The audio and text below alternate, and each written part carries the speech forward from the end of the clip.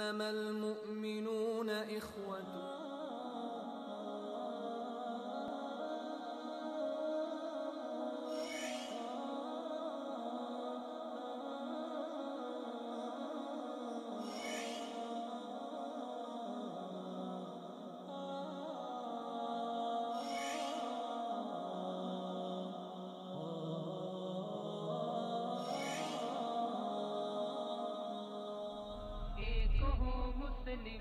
حرم کی پاسبانی کے لیے.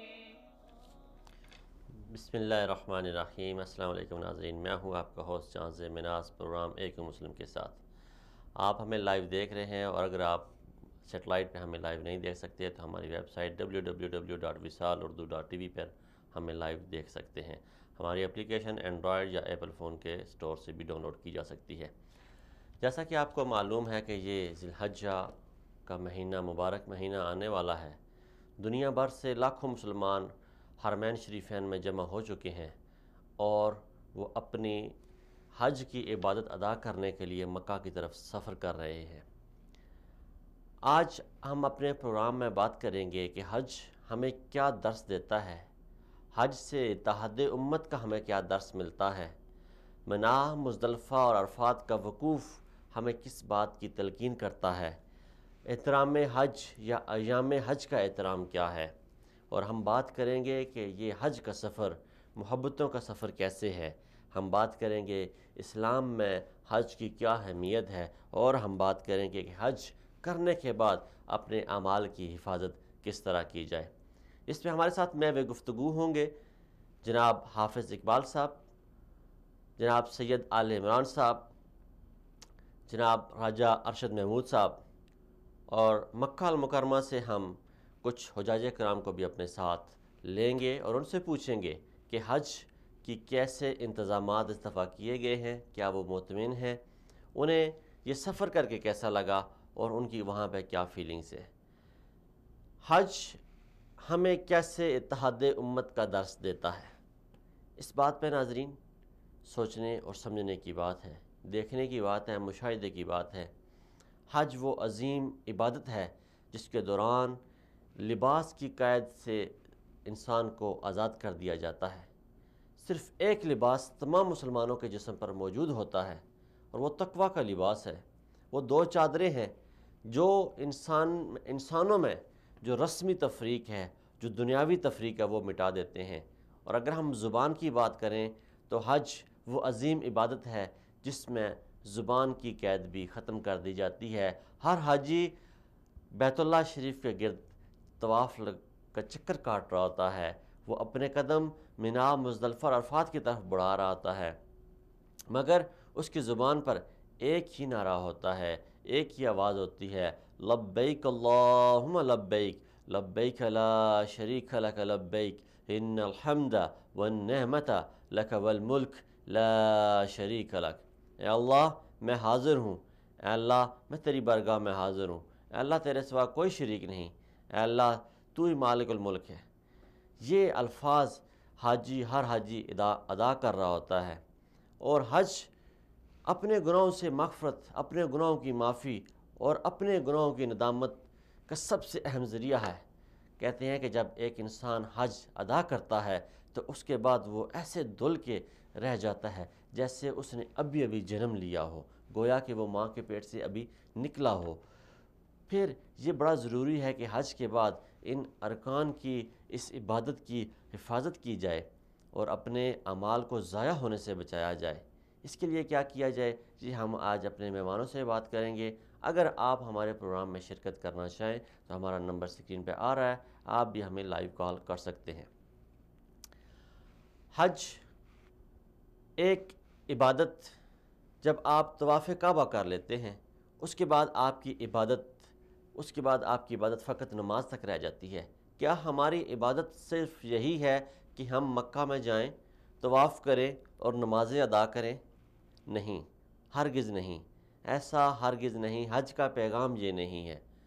لاکھوں دنیا کے مسلمان، پوری دنیا کے انسان جمع ہوتے ہیں مکہ المکرمہ میں، اور پھر وہ 3 دن، 4 دن، 5 دن اکٹھے رہتے ہیں عرفات، منا اور مزدلفہ میں، وہ کیا درس دیتا ہے؟ وہاں پہ تو عبادت فقط نماز ہے، اس کے بعد کیا عبادت ہے؟ اس کے بعد اصل روح حج کی وہاں سے شروع ہوتی ہے ناظرین۔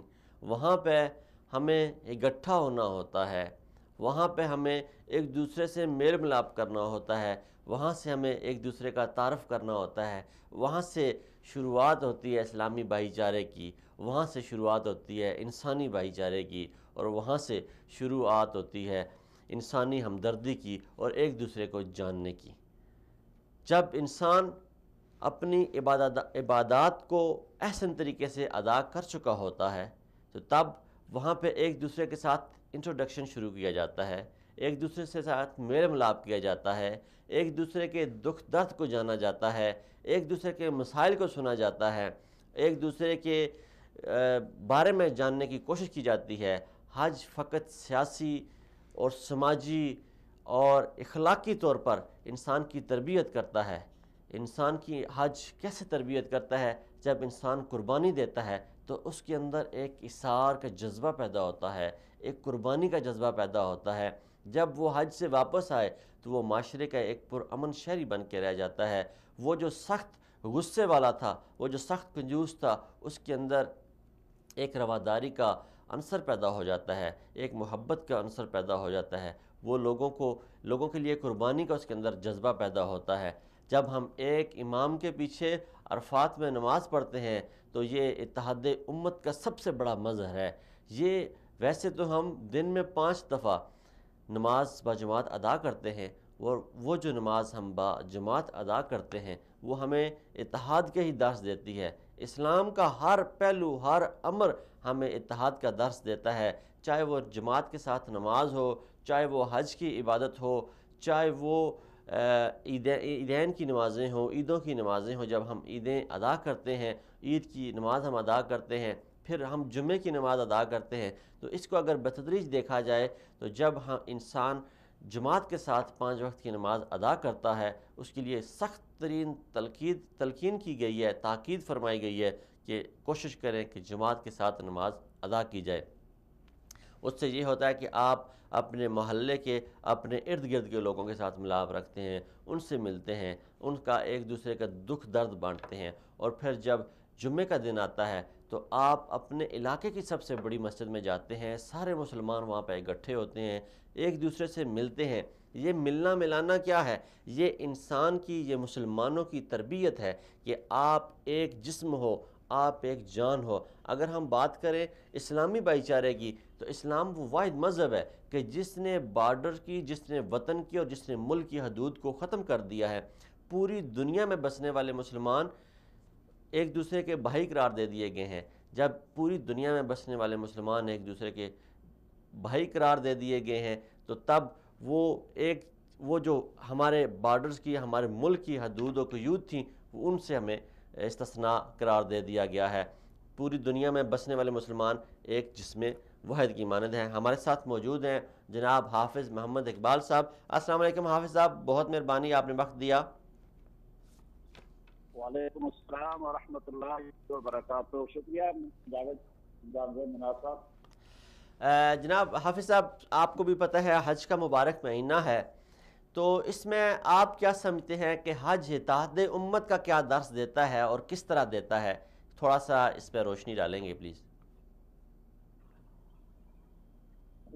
السلام علیکم ورحمۃ اللہ وبرکاتہ۔ سب سے پہلے تو میں جان زید منہاس صاحب آپ کو مشکور ہوں کہ آپ نے مجھے اس موضوع پر گفتگو کرنے کا موقع فراہم فرمایا۔ میں سمجھتا ہوں کہ حج یہ ایک منفرد عبادت ہے، ٹھیک ہے، اسلام کے ارکان میں سے ایک منفرد عبادت ہے۔ حج میں جہاں تک آپ کے سوال کا تعلق ہے، اس میں اللہ جل شانہ کی کبریائی وحدانیت کے ساتھ ساتھ امت مسلمہ کی وحدت، قوت کا عظیم اور عالمی مظہر ہے، اور اس کا اظہار عملی طور پہ حج کے دنوں میں ہوتا ہے۔ ٹھیک ہے، کیونکہ اسلام کی بنیادی ارکان میں سے ایک حج ہے، جی جی جس طرح 5 نمازیں ہیں، ٹھیک ہے اس میں بھی مقامی طور پر وحدت کا اظہار ہوتا ہے، اور جمعہ اور عیدین میں علاقائی طور پر وحدت کا اظہار ہوتا ہے۔ ٹھیک ہے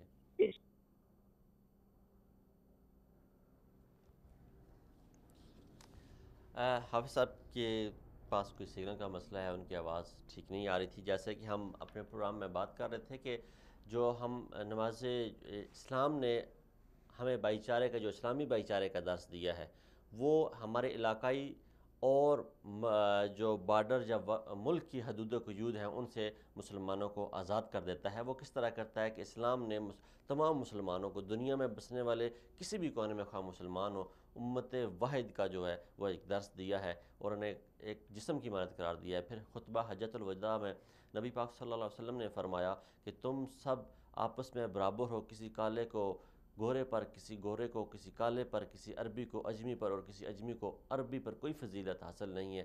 اگر اللہ کے نزدیک کسی کو کوئی فضیلت حاصل ہے تو صرف اور صرف تقویٰ کی بنیاد پر فضیلت حاصل ہے۔ اب تقویٰ کی بنیاد پر فضیلت حاصل جب دے دی گئی ہے اور پھر ایک ہی صف میں جب ہم کھڑے ہوتے ہیں تو اسلام سے پہلے جو جاہلیت کی رسم و رواج تھے، جی ہمارے ساتھ حافظ صاحب دوبارہ لائن پہ ہے۔ جی حافظ صاحب، میں یہ عرض کر رہا تھا کہ جی حافظ صاحب، اب آپ کو ہماری آواز ٹھیک آ رہی ہے؟ آواز آپ کی کٹ کٹ کے آ رہی ہے، میں تو گاڑی سے اتر کے ایک شہر سے ہوں۔ اچھا جی حافظ صاحب، آپ بتا رہے تھے کہ حج کیسے جو ہے وہ اتحاد امت کا درس دیتا ہے۔ میں یہ عرض کر رہا تھا کہ ایک بین الاقوامی عملی نمونہ ہے اس میں اسلام کا، جس میں تمام مسلمانوں کا مرکز بھی ایک، عمل بھی ایک، فکر بھی ایک، لباس بھی ایک، وضع بھی ایک، اور تمام مسلمانوں کا رخ بھی ایک طرف ہوتا ہے۔ اسی طرح اس میں دشمن بھی سب سے ایک ہوتا ہے، اور سارے ایک وقت میں مل کے شیطان کو اپنا دشمن سمجھ کے ان کو کنکر مارتے ہیں۔ اور حج وہ عبادت ہے کہ جس میں عالمی طور پہ یہ محسوس ہوتا ہے کہ نفرت، حقارت، یہ ساری چیزیں حج کے دنوں میں لوگ مٹا دیتے ہیں۔ یہ جو نمائشی ہمارے دعوے ہوتے ہیں مساوات کے، یہ وہاں ختم ہو جاتے ہیں۔ سب کے ایک بات ہوتا ہے اور سب کی زبان پر ایک کلمہ ہوتا ہے۔ سب سے بڑی بات یہ ہے کہ مسلمان مشرق سے، مغرب سے، شمال سے، جنوب سے ایک جگہ جمع ہوتے ہیں۔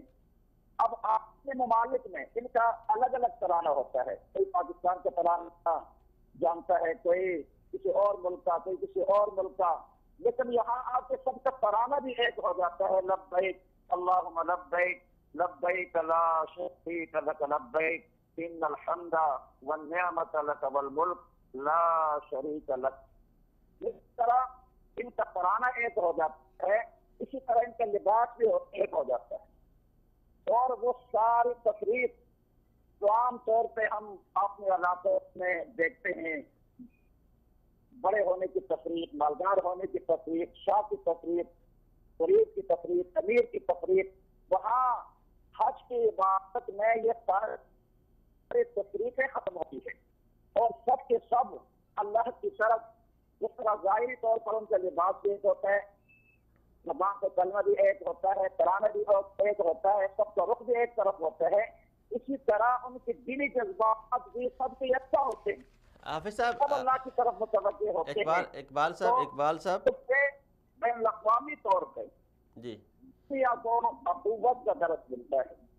ٹھیک ہے اقبال صاحب، جب حج اخوت کا، مساوات کا درس ملتا ہے، اتحاد کا درس ملتا ہے، اور پوری دنیا کو ایک پیغام جاتا ہے کہ اسلام یہ امن اور سلامتی کا مذہب ہے،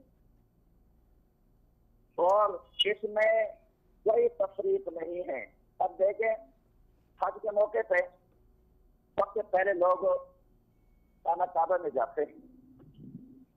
عبداللہ بن مسعود رضی اللہ تعالیٰ عنہ کی روایت ہے کہ آپ صلی اللہ علیہ وسلم نے طواف کے موقع پہ ارشاد فرمایا، اور آپ نے فرمایا کہ ایک کعبے کی طرف مخاطب کر کے آپ صلی اللہ علیہ وسلم فرمایا کہ ایک کعبہ تیری عظمت یہ بہت زیادہ ہے، حرمت بہت زیادہ ہے، لیکن اس سے ایک انسان اور مسلمان کی حرمت وہ زیادہ ہے.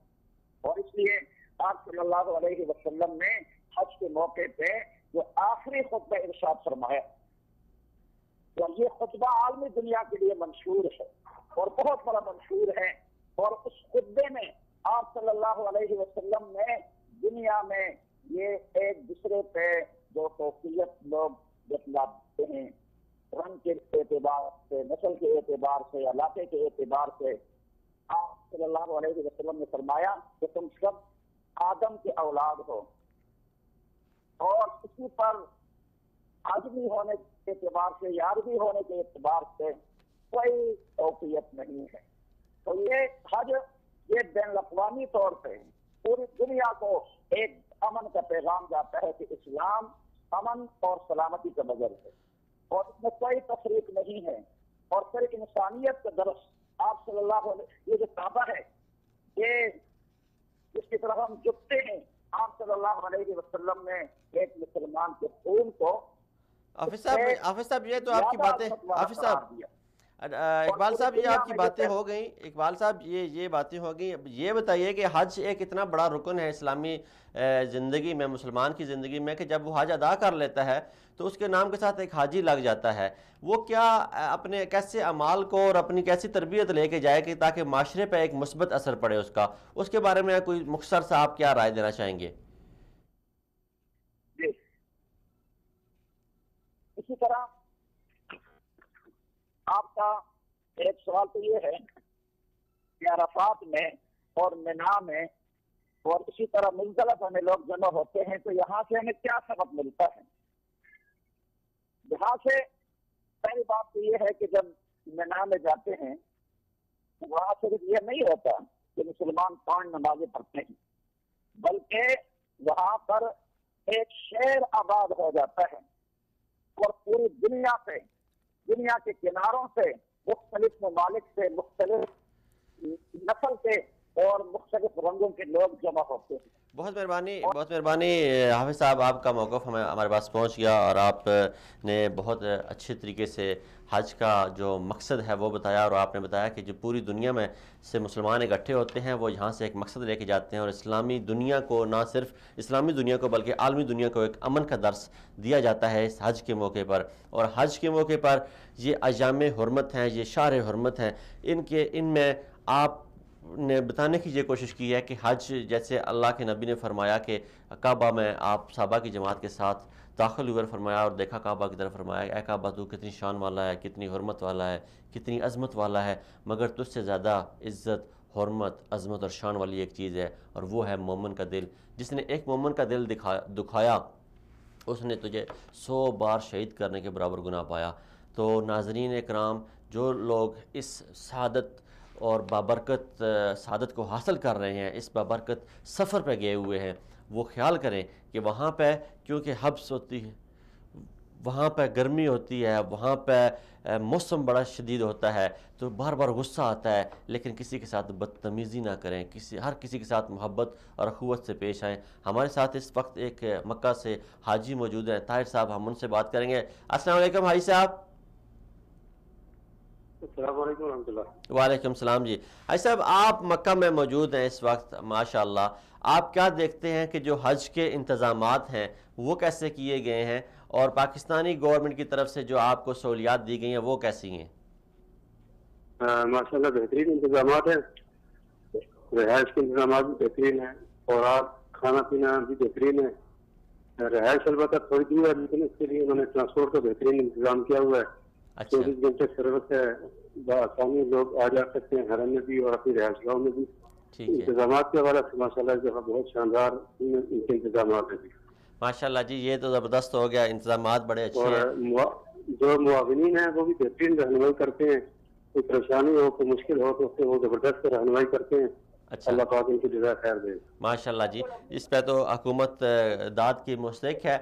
ہم آپ سے یہ پوچھنا چاہیں گے حاجی صاحب کہ جب وہاں پہ بندہ جاتا ہے تو آپ اب کیونکہ عملی طور پہ مکہ میں موجود ہے، تو آپ کیا سمجھتے ہیں کہ پاکستان سے کن کن باتوں کا خیال رکھ کے حاجی یہاں پہ سفر کے لیے آئے، اور آپ اپنے سفر میں کیا سمجھتے ہیں کہ ایسی کوئی کمی رہ گئی ہے جو آپ پیچھے آنے والے حاجیوں کو بتائیں گے کہ یہ عمل ضرور کر کے آئیں آپ؟ تربیت کا فقدان ہے، سیکھ کے نہیں آتے پھر یہاں کر پریشان ہوتے ہیں کہ کیا کرنا ہے. اگر وہاں سے کوئی تربیت کا بہترین انتظام ہوتا اور کوئی سیکھنے سکھانے کی ترتیب ہوتی تو یہاں آ کر وہ خدا کو مصروف ہوتے نہ کہ پریشانی کا شکار ہوتے.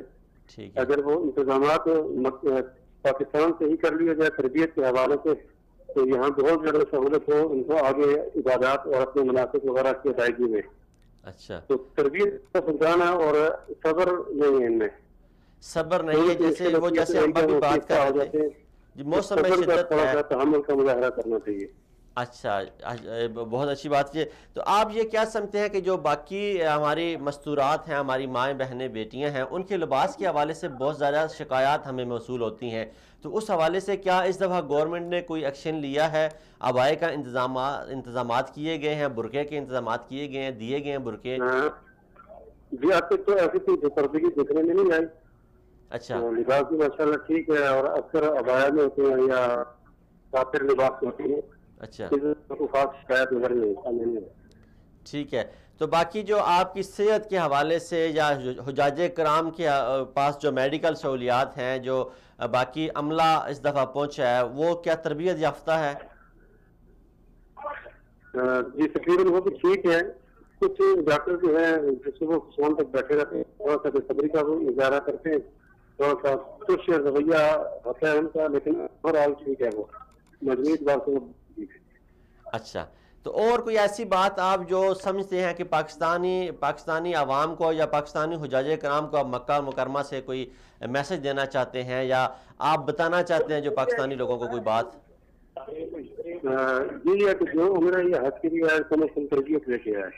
تربیت لے کے آئے. جی بہت مہربانی، بہت مہربانی طاہر شاہ صاحب، بہت مہربانی. مکہ سے ہمارے ساتھ تھے جی طاہر شاہ صاحب، اور انہوں نے بڑی اچھی بات کی. انہوں نے کہا جی کہ جو پاکستانی حجاج کرام ہیں ان میں جو سب سے اہم چیز دیکھی گئی ہے وہ تربیت کا فقدان ہے. حکومت کو اس بات پہ ضرور خیال رکھنا چاہیے، دیکھنا چاہیے، نوٹ کرنا چاہیے. یہ بات عملی مظاہرے میں بھی آئی اور بہت سارے حجاج کرام اور وہاں پہ مکہ اور مدینہ میں بسنے والے ہمارے دوست احباب اس بات کی شکایت کرتے نظر آتے ہیں کہ پاکستانی حاجی اور پاکستانی حج جو مشن کے لوگ آتے ہیں یا جو ہمارے مائیں بہنیں بیٹیاں آتی ہیں وہ تربیت سے ناآشنا ہوتے ہیں. ان علاقوں کو اپنے ہوٹل کیسے سرچ کرنا ہے، مینا مزدلفہ میں اپنا خیمہ کیسے سرچ کرنا ہے، اس چیز کا فقدان ہوتا ہے. ناظرین یہاں پہ ایک چھوٹے سے بریک کا وقت ہوا ہے اور بریک کے بعد ہم جب آئیں گے تو ہمارے ساتھ ہوں گے جناب سید آل عمران صاحب. آپ ہمارے ساتھ رہیے. مزید کچھ باتیں ہم نے حج کے حوالے سے اور اتحاد امت کے حوالے سے اور حج کے میسر کے حوالے سے کرنی ہے انشاءاللہ. Stay with us. انما المؤمنون اخوة.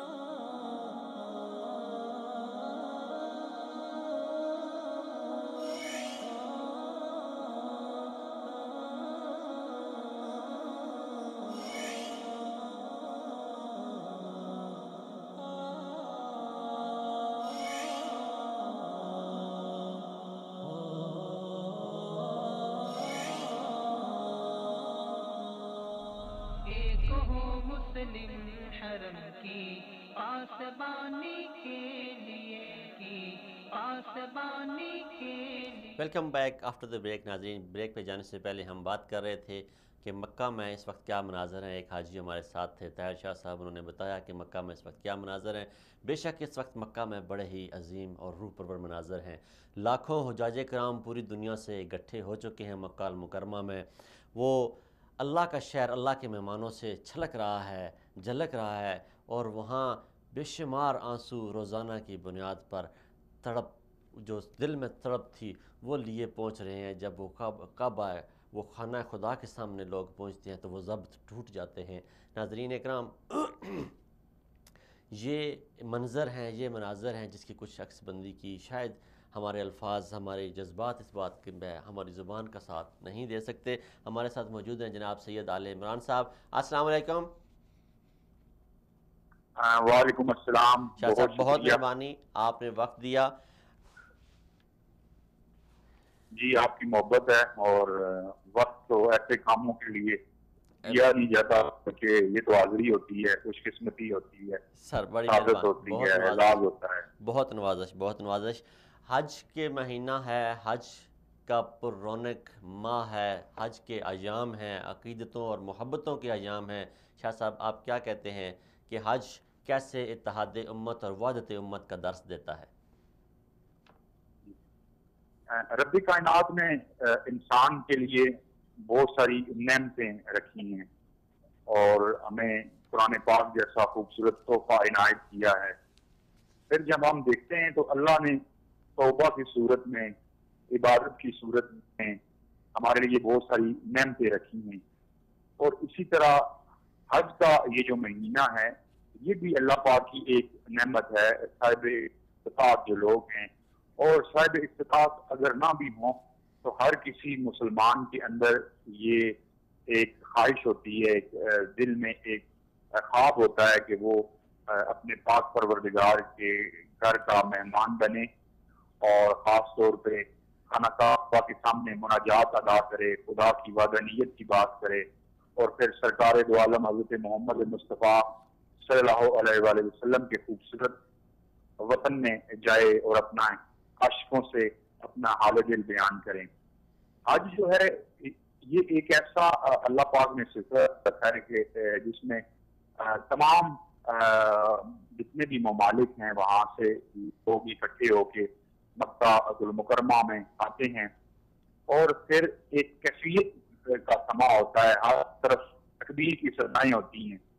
اور یہ نسبت کی بات ہے اور روشنی کی بات ہے کہ ہمیں اس تکبیر اور اس تکبیر سے نکلنے والا جو امن کا پیغام ہے، محبت کا پیغام ہے، اس کو سمجھیں کہ یہ پروردگار نے پیغام دیا کیوں ہے، تاکہ امت کے اتحاد کے لیے ہم نے اپنا کردار ادا کیا کرنا ہے. تو حج کے دنوں میں یہ ہم ایک دوسرے کو مبارکباد بھی پیش کرتے ہیں.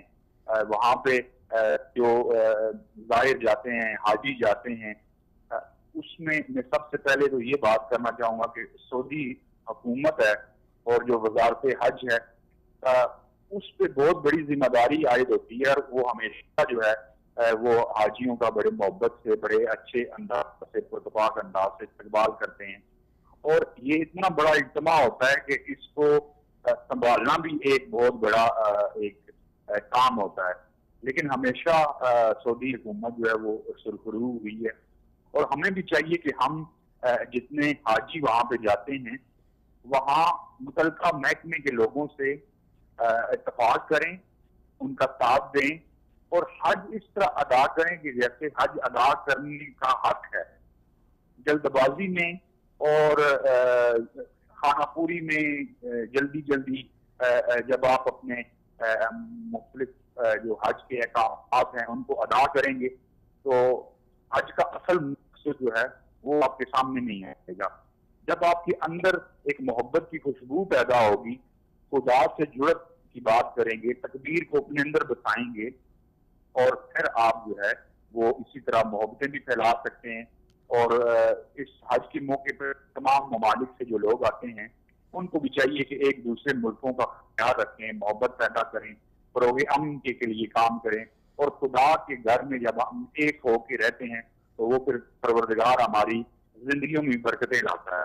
جی شاہ صاحب، یہ جب انسان حج کے موقع پہ آتا ہے تو حج کی تو عبادات بڑی مختصر سی ہیں. عرفات میں جانا، مزدلفہ اور مینا کا قیام جو ہے، اور مکہ کا طواف عمرہ جو پہلا کرتا ہے، اس کے بعد تو حاجی صرف نماز اور وہاں پر لوگوں کے ساتھ میل ملاپ ہی کرتا ہے. تو آپ کیا سمجھتے ہیں اس میں رب کائنات کی کیا مصلحت تھی کہ ہر سال انسانوں کو اکٹھا فرماتا ہے اور انہیں ایک دوسرے سے ملاپ کا موقع دیتا ہے؟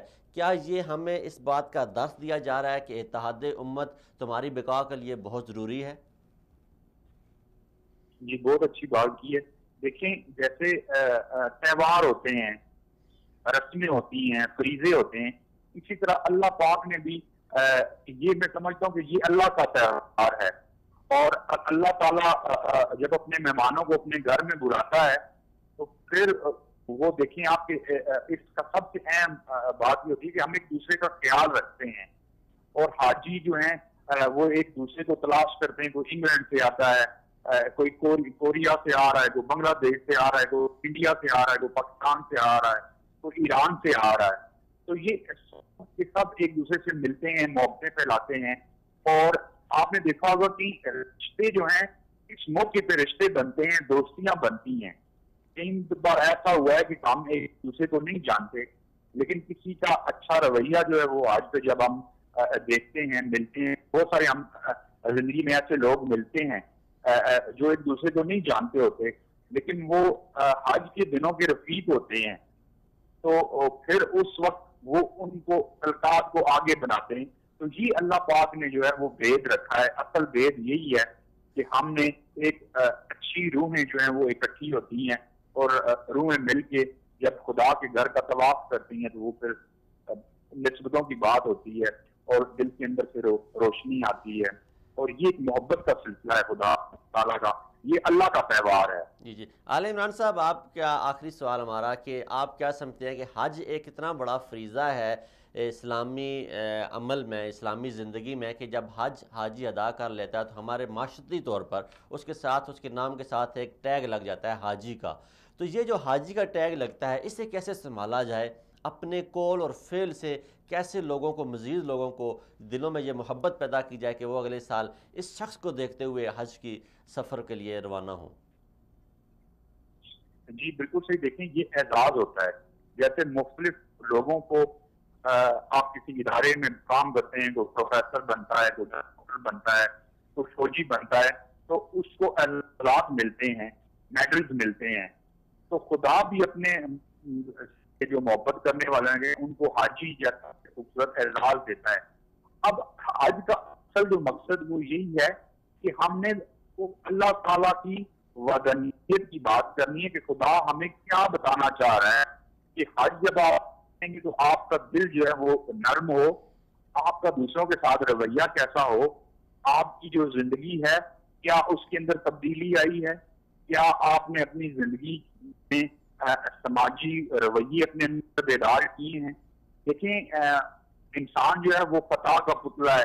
میں یہ نہیں کہتا کہ آپ سارے کے سارے جو ہیں وہ گناہوں سے پاک ہوتے ہیں, لیکن جب ہم پروردگار کے ساتھ جڑتے ہیں, خدا کی عبادت کرتے ہیں, مناجات کرتے ہیں, اس کے آگے اشک بہاتے ہیں, تو ایک دل کے اندر یا انسان کے اندر کوئی نہ کوئی روشنی جو ہے وہ پھیلتی ہے. جیسے آپ نے دیکھا ہوگا کہ ہم جب پڑھتے ہیں آیت الکرسی, تو آیت الکرسی میں آپ دیکھتے ہیں کہ اللہ تعالیٰ باتیں ہیں, اللہ مومنوں کا ولی ہے, انہیں نکالتا ہے اندھیروں سے روشنی کی طرف, اور جو کافر ہیں ان کے سرپرست ہیں انہیں لے جاتا ہے روشنی سے اندھیروں کی طرف. تو یہ ایک مقصد ہے کہ خدا کے ساتھ آپ جب جڑتے ہیں تو پھر آیت الکرسی کے اندر جو خدا فرما رہے ہیں کہ کچھ لوگوں کو میں روشنی سے اندھیرے میں لاتا ہوں اور کچھ لوگوں کو میں اندھیرے سے روشنی میں لاتا ہوں. تو ہم نے اندھیرے سے روشنی میں آنا ہے, اور یہی حج ہے, یہی خدا ہے, اور یہی عبادت ہے, یہی مناجات ہے. بہت شکریہ سید عالم عمران صاحب, جو ایک سینئر صحافی ہیں, اینکر پرسن ہیں, اپنا ایک بہت اچھا پروگرام چلاتے ہیں پٹواری زبان میں. انہوں نے بہت اچھی باتیں کی, اور انہوں نے بتایا کہ حج ہمیں کیا درس دیتا ہے, اور حج کے بعد کے کیا احکامات ہیں اور کیا اعمال ہیں کہ جس سے ہم اپنا حج محفوظ رکھ سکتے ہیں. ناظرین کرام, ہم بات کر رہے تھے سید عالم عمران صاحب سے بات کرنے سے پہلے کہ اس وقت حج کے وہاں پہ کیا مناظر ہیں. تو وہ میں کہہ رہا تھا کہ اس وقت پوری دنیا سے لاکھوں مسلمان جو ہیں وہ اپنے جذبات, اپنی عقیدتیں, اپنے خیالات اور اپنی دعائیں لیے مکہ المکرمہ پہنچ چکے ہیں, اور لاکھوں روزانہ کی بنیاد پر پہنچ رہے ہیں. وہ اپنے رب سے مانگ رہے ہیں, گڑ گڑا کے مانگ رہے ہیں, رو کے مانگ رہے ہیں, اور جب وہ کعبہ بیت اللہ کو اپنے سامنے پاتے ہیں تو لوگوں کی, کئی بے شمار لوگوں کی زندگی کی سب سے بڑی, اور ایک حاجی کی زندگی کی سب سے بڑی خواہش پوری ہوتی ہے. اور وہاں کہا جاتا ہے کہ جب کعبہ پہ پہلی نظر پڑتی ہے اس وقت جو دعا مانگی جاتی ہے وہ دعا انسان کی ضرور قبول ہوتی ہے. اپنی دعاؤں میں ہمیں بھی اپنے عزیز و اقارب کو, اپنے دوست احباب کو یاد رکھیں, اپنے وطن عزیز کو یاد رکھیں, پاکستان کو یاد رکھیں. اور حج پہ جو ایک حج کا مقصد ہے, جو لوگوں کے ساتھ آپ کا میل ملاپ ہے, پوری دنیا سے آئے ہوئے لوگوں کے ساتھ آپ مل رہے ہیں. حج پہ جانے سے پہلے اور جانے کے بعد آپ اپنے ملک کے سفیر بھی ہیں. سب سے بڑی بات یہ ہے, آپ وہاں پہ اپنے ملک کے سفیر ہیں, آپ نے اپنے ملک کی نمائندگی کرنی ہے. اس وقت اور کوئی میرے ملک کا سفیر نہیں. جب وہاں پہ آپ بیٹھے ہوئے کسی برٹش کے ساتھ بیٹھے ہوں گے، جب آپ وہاں پہ کسی سوڈانی کے ساتھ بیٹھے ہوں گے، جب آپ وہاں پہ کسی افریقن کنٹری کے دوست کے ساتھ بیٹھے ہوں گے، جب آپ وہاں پہ بنگلہ دیش انڈیا کے حاجی کے ساتھ بیٹھے ہوں گے، جب آپ وہاں پہ روس اور انڈونیشیا یا ملیشیا کے حاجی کے ساتھ بیٹھے ہوں گے، تو جناب والا آپ اس وقت پاکستان کے سفیر ہوں گے. آپ نے پاکستان کی سفارتکاری بھی کرنی ہے، آپ نے اپنی سفارتکاری بھی کرنی ہے. یہ اللہ رب العالمین نے آپ کو موقع دیا ہے، اور یہ موقع ہے جیسے سید آل عمران نے ابھی کہا کہ حج کی محبتیں اور رفاقتیں جو ہیں وہ ساری زندگی یاد رہتی ہیں. حج کے سفر کے دوران آپ کی جو محبتیں ہیں، جو رفاقتیں ہیں، وہ ساری زندگی یاد رہتی ہیں، اور آپ کے لیے ایک دعاؤں کا ایسا سلسلہ رہ جاتی ہیں جو شاید آپ کو تو یاد نہیں رہا، لیکن اس دنیا سے پردہ کر جانے کے بعد، اس دنیا کی عارضی زندگی کے ختم ہو جانے کے بعد آپ کو ہمیشہ وہ یاد رہیں گی اور آپ کو پتہ چلے گا. جیسے ابھی مکہ سے ہمارے ساتھ تھے حاجی طاہر صاحب، اور وہ فرما رہے تھے کہ سب سے بڑا جو فقدان ہے پاکستانی حجاج کرام میں وہ تربیت کا ہے. یہ تربیت کا فقدان اگر ہم سمجھ گئے ہیں، ہمیں پتہ چل گیا ہے کہ تربیت کا فقدان ہے، تو ہمیں اپنی ذاتی طور پر اپنی کاوشیں ادا کرنی ہوں گی اور اس فقدان کو ختم کرنا ہوگا. ہمارے ساتھ موجود ہیں جناب سینئر صحافی راجہ ارشد صاحب. السلام علیکم راجہ صاحب. وعلیکم السلام. سر بہت مہربانی، آپ نے وقت دیا آج ہمارے پروگرام کے لیے، اور آج ہم بات کر رہے ہیں کہ حج کیسے اتحاد امت کا سب سے بڑا مظہر ہے. اس پہ آپ کیا کہنا چاہیں گے؟ جی ماشاءاللہ، بہت شکریہ. بہت ہی اچھا سوال کیا آپ نے، اور اس میں کوئی شک نہیں ہے کہ حج امت مسلمہ میں اتحاد کا سب سے بڑا ذریعہ ہے. اس میں میں یہ کہنا چاہوں گا جہاں صاحب کہ دیکھیں کہ دنیا کے ہر کونے سے ہر رنگ اور نسل کا مسلمان اپنی استطاعت کے مطابق جب وہ حج پہ آتا ہے تو یقیناً آپس میں میل ملاپ اور ملاقاتیں ہوتی ہیں، میل ملاپ ہوتا ہے، ایک دوسرے سے گفتگو ہوتی ہے. میں سمجھتا ہوں کہ اس سے بڑھ کر اتحاد امت کا کوئی اور مظاہرہ جو ہے وہ کسی بھی جگہ پر دیکھنے میں نہیں آتا. ٹھیک ہے راج صاحب، جب حاجی حج کرنے کے بعد معاشرے میں جاتا ہے تو آپ کیا سمجھتے ہیں اس میں کیا تبدیلی آنی چاہیے، وہ کیا میسج لے کے جائے؟ جی جہاں صاحب دیکھیں، ہم نے یہ پڑھا بھی ہے، سنا بھی ہے علماء سے کہ جب ایک مسلمان مکمل طریقے سے جامع طریقے سے حج کر کے واپس اپنے گھر کو لوٹتا ہے تو اس کی کیفیت یوں ہوتی ہے گویا وہ ماں کے پیٹ سے نکلا ہو، یعنی کہ وہ ہر قسم کے گناہوں سے پاک اور صاف ہو. تو اس میں اس کا یقیناً اپنے معاشرے میں، اپنے گاؤں محلے میں، اپنے گھر میں بڑا کردار ہوتا ہے. اور وہ احکامات جو جنہیں ہم کہہ سکتے ہیں حقوق اللہ اور حقوق العباد کے حوالے سے جو سبق حج کے دوران وہ حاجی لے کر واپس آتا ہے، تو اس سے میں سمجھتا ہوں، ذاتی تجربہ بھی ہے، کہ بہت زیادہ اثر پڑتا ہے. اور ان تمام چیزوں کا، حقوق اللہ اور حقوق العباد کا اس حاجی کو خیال رکھنا چاہیے، وگرنہ تو سوائے پھر وہ سفر کی سہولتیں ہی برداشت کی ہیں اور تو کچھ حاصل نہیں کیا. جی بہت شکریہ راج صاحب، آپ نے وقت دیا، بہت مہربانی. یہ تھے جناب راجہ ارشد صاحب، اور انہوں نے بڑے قلیل وقت میں بڑی جامع گفتگو کی کہ حاجی جو حج کرنے کے بعد آتا ہے اس کا جو ہر عمل ہے وہ ایک مظہر ہے کہ وہ کوئی درس لے کے آیا ہے. اب حج ادا کرنے کے بعد ہر حاجی پہ ایک ذمہ داری عائد ہوتی ہے کہ وہ اپنے ملک، اپنے معاشرے، اپنے علاقے، اپنے گاؤں، اپنے محلے اور اپنے گھر میں ایک تبدیلی کا نشان بن کے جاتا ہے. وہ تبدیلی کیسی تبدیلی ہے؟ اس کی اپنی ذات میں تبدیلی ہے. جو پہلے ظالم تھا وہ اب ظالم کا دوست بن چکا ہوتا ہے. جو پہلے کنجوس تھا وہ اب سخی بن چکا ہوتا ہے. جو پہلے لوگوں سے بغض رکھتا تھا وہ اس کے اندر لوگوں کے لیے قربانی کا جذبہ پیدا ہو چکا ہوتا ہے. جو پہلے اسلام کے اعمال سے دور بھاگتا تھا وہ اسلام کے سب سے بڑا اجتماعی فریضہ ادا کرنے کے بعد اسلام کا اپنے علاقے، اپنے محلے اور اپنے گھر میں سب سے بڑا علمبردار بن چکا ہوتا ہے. یہ ایک حاجی کے اندر آنے والی تبدیلی ہے جسے ہمیں، آپ کو اور تمام ان حجاج کرام کو خیال رکھنا ہوگا جو اس دفعہ حج کی سعادت حاصل کر رہے ہیں. اللہ پاک ہمارے حجاج کی عبادات کو قبول فرمائے. یہ حج ایک ایسی عبادت ہے ناظرین کی جس کے لیے زندگی میں ایک صاحب استطاعت انسان پر حج جو ہے وہ لازم قرار دے دیا گیا ہے۔ اگر آپ استطاعت رکھتے ہیں تو آپ نے زندگی میں ایک بار بیت اللہ کا حج ضرور کرنا ہے اور اس فریضہ کو ادا ضرور کرنا ہے۔ جب آپ حج کا فریضہ ادا کرنے کے لیے اپنے گھر سے نکلتے ہیں تو آپ دیکھیں کہ آپ کے وہاں سے نکلنے کے ساتھ ہی ایک تبدیلی آپ کے اندر رونما ہوتی ہے۔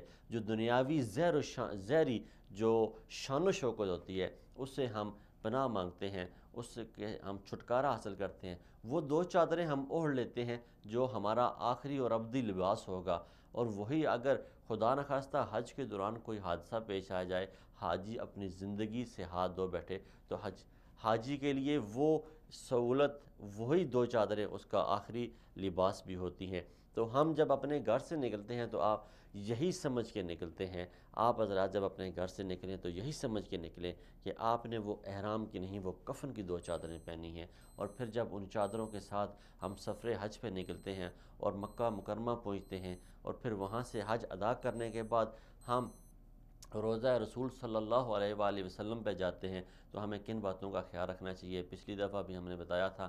اب عرفات، منا اور مزدلفہ کا ہم بتاتے ہیں کہ منا اور عرفات اور مزدلفہ میں سخت گرمی ہوگی، سخت حبس ہوگی، ایک دوسرے کو کاٹ کھانے کا دل کرتا ہے، انسان کا غصہ آتا ہے، انسان کو طبیعت میں جلالیت آ جاتی ہے، لیکن اللہ کے نبی نے کیا فرمایا ہے کہ آپ پہ ایک دوسرے کی حرمت لازم قرار دے دی گئی ہے، واجب قرار دے دی گئی ہے، ایک دوسرے مسلمان کا آپ نے خیال رکھنا ہے۔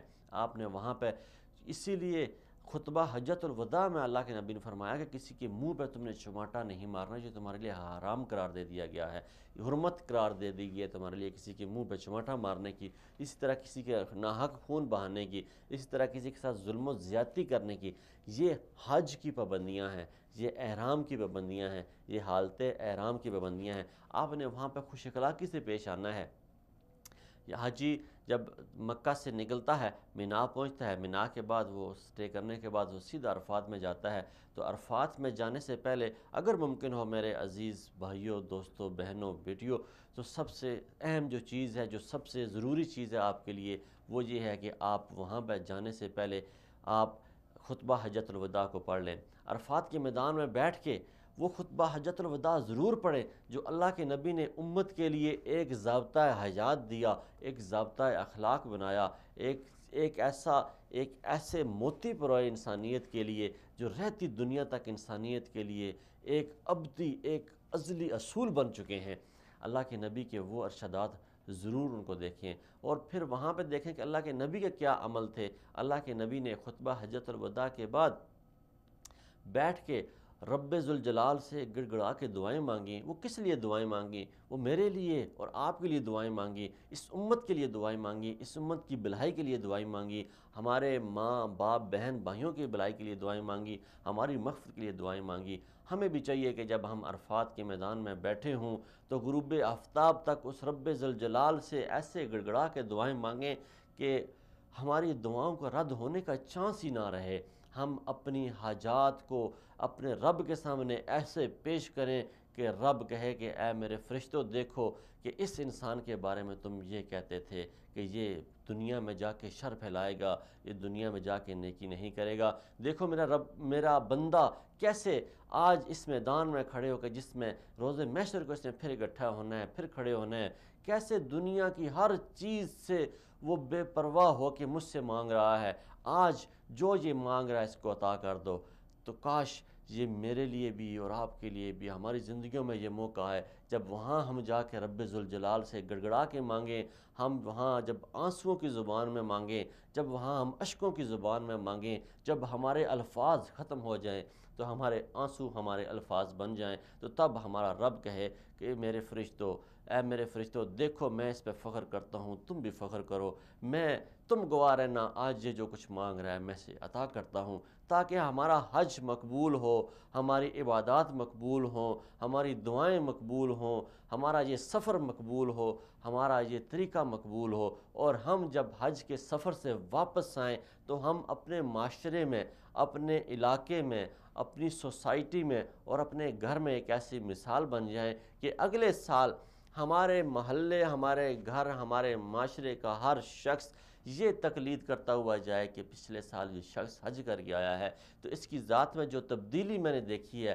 اس تبدیلی نے مجھے مجبور کر دیا ہے کہ میں بھی رب کعبہ کے گھر کا، اس ابراہیم کے رب کے گھر کا حج کروں، اس محمد صلی اللہ علیہ وآلہ وسلم کے رب کے گھر کا حج کروں، میں بھی اس کا طواف کروں۔ اگر انسان کی زندگی اس طرح تبدیل ہوتی ہے تو مجھے بھی یہ تبدیلی اپنے اندر لانی ہے، مجھے بھی یہ اب ایک دفعہ عبادت کرنی ہے، مجھے بھی ایک دفعہ یہ زیارت کرنی ہے، اور پھر اس کے بعد جب آپ رسول کائنات صلی اللہ علیہ وآلہ وسلم کے دربار، ان کے شہر میں آئیں تو یہ بڑی محبتوں اور عقیدتوں کا شہر ہے، یہ ایسا عظیم شہر ہے کہ جس کے بارے میں رب کعبہ نے نبی پاک صلی اللہ علیہ وسلم کو کعبہ میں پیدا کیا، اور اس کے بعد جس شہر کا انتخاب کیا وہ مدینہ المنورہ تھا، جو پہلے یثرب تھا پھر مدینہ المنورہ ہو گیا، اور پھر وہ جو سفر غار ثور سے شروع ہوتا ہے اور مدینہ تک آتا ہے، وہی سفر، وہ سفر کو اس اپنے ذہن میں رکھیں۔ جب آپ مکہ سے نکلیں تو آپ دیکھیں کہ اللہ کے نبی کس طرح صعوبتیں اور مصیبتیں برداشت کرتے ہوئے مدینہ المنورہ میں پہنچے، اور مدینہ المنورہ وہ شہر تھا کہ جہاں کے باسیوں نے اللہ کے نبی کو ویلکم کیا، خوش آمدید کہا، لوگوں نے جو لوگوں نے نغمے گا کے، بچیوں نے نغمے گا کے استقبال کیا، تو آپ اپنے کانوں میں ان نغموں کو محسوس کرتے ہوئے مدینہ کی پرفضا اور پر نور فضاؤں میں داخل ہوں، اور یہاں پہ جب آئیں تو روضہ رسول پہ حاضری دیتے ہوئے اس بات کا خیال رکھیں کہ روضہ رسول کے اوپر جو آیت لکھی ہوئی ہے اس کا ترجمہ وہ ضرور پڑھ کے آئیں، کہ جس میں لکھا ہوا ہے کہ اے ایمان والو، اپنی آوازیں نبی کی آواز سے نیچی رکھو، یہ نہ ہو کہ تمہارے سارے اعمال ضبط کر لیے جائیں۔ تو یہ بات خاص خیال رکھیں، وہاں پہ سیلفیاں لینا، وہاں پہ اوٹ پٹانگ قسم کی حرکتیں کرنا، وہاں پہ جا کے اس احترام کو ملوز خاطر نہ رکھنا کہ جس ہستی کے سامنے ہم پہنچے ہیں وہ ہستی جس نے عرش تک جس نے دیکھا ہوا ہے، جس نے جنت اور جہنم کے نظاروں کو دیکھا ہوا ہے، جس نے ہمارے لیے رو رو کے گڑ گڑا کے رب کائنات سے دعائیں مانگی، جس نے ہمارے لیے طائف کے پہاڑوں پہ پتھر کھائے اور جن کے جوتے لہو سے بھر جاتے ہیں، ان کے ہم دربار میں حاضر ہوئے ہیں، ان کے دربار میں سلام پیش کر رہے ہیں، تو وہاں ہمیں کسی اور چیز کی طلب نہیں ہونی چاہیے، کسی اور چیز کا دھیان نہیں ہونا چاہیے، صرف اور صرف احترام اور عقیدت ہونی چاہیے، اور وہی عقیدت اور احترام میری اور آپ کی نجات کا ذریعہ بنے گا۔ میری دعا ہے اللہ رب العالمین سے کہ اللہ رب العالمین ہماری دعاؤں کو قبول فرمائے، ہماری عبادتوں کو قبول فرمائے، ہمارے اعمال کو قبول فرمائے اور شرف قبولیت عطا فرمائے، اور جتنے بھی ہمارے مسلمان دوست احباب دل میں یہ تڑپ اور یہ طلب لیے بیٹھے ہیں، اللہ ان کی طلب اور تڑپ کو حقیقی معنوں میں بدل دے اور انہیں حج کی سعادت حاصل فرمائے۔ آپ انشاءاللہ اگلے پروگرام میں پھر حاضر ہوں گے اسی موضوع کے ساتھ، تب تک اپنے ہوسٹ جہاز مناز کو اجازت دیجیے۔ السلام علیکم۔ إنما المؤمنون إخوة